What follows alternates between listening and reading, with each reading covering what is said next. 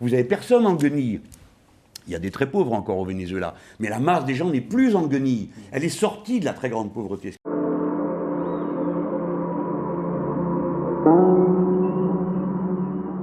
Dans les quartiers populaires de Caracas, plus personne ne mange à sa faim. Les distributions de nourriture ne font plus illusion.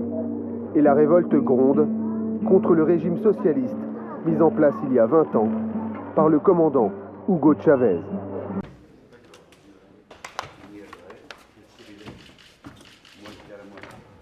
Ce qu'est Chávez ne meurt jamais. C'est l'idéal inépuisable de l'espérance humaniste de la révolution. Hugo Chávez n'a pas seulement fait progresser la condition humaine des Vénézuéliens, il a fait progresser d'une manière considérable la démocratie. En seulement 3 ans, cette crise économique sans précédent a précipité 80% de la population vénézuélienne sous le seuil de pauvreté. À ce moment-là, sur Canal+, au Grand Journal, où j'affrontais, je crois que c'est le terme, Daniel Cohn-Bendit, qui avait à peu près introduit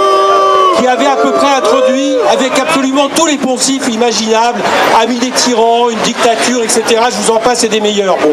Et moi, ce que j'ai vu là-bas, c'est absolument, effectivement, tout l'inverse.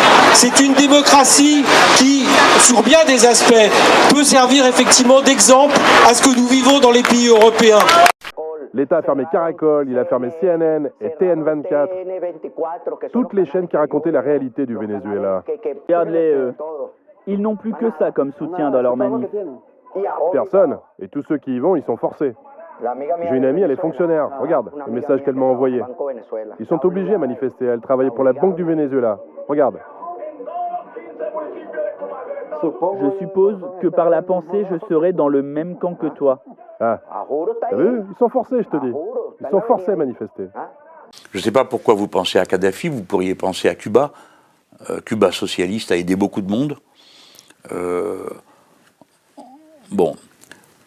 Il y a un bilan du chavisme. Moi, je ne peux pas juger le bilan économique du chavisme parce que je ne suis pas assez pointu pour ça.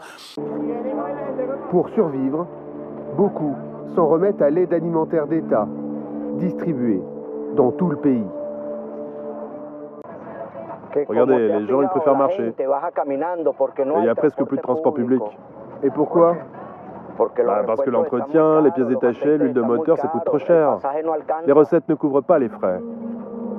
Pour espérer attraper un bus, il faut attendre des heures. Toutes les infrastructures sont saturées ou défaillantes. Donc il y a un roman de diabolisation du chavisme. Cette crise, les Vénézuéliens comme Marco la vivent au quotidien. Mais quand ils allument la télévision, on leur raconte que tout va bien. Ce projet constitutionnel et émancipateur a fait de notre République la plus démocratique au monde. Ils parlent du chavisme, de la révolution. Ils disent qu'ils luttent depuis 20 ans pour le bonheur du peuple. Le socialisme, c'est de la pure propagande. Il n'y a pas d'information indépendante. L'homme fort du pays, le successeur de Chavez, c'est Nicolás Maduro, réélu président à l'issue d'un scrutin très contesté. Je suis là debout devant vous, prêt à tenir les rênes de notre démocratie pour conduire le peuple vers un meilleur avenir, vers un destin supérieur. Malgré une situation sanitaire dramatique, le président Maduro refuse de laisser entrer l'aide humanitaire internationale au Venezuela.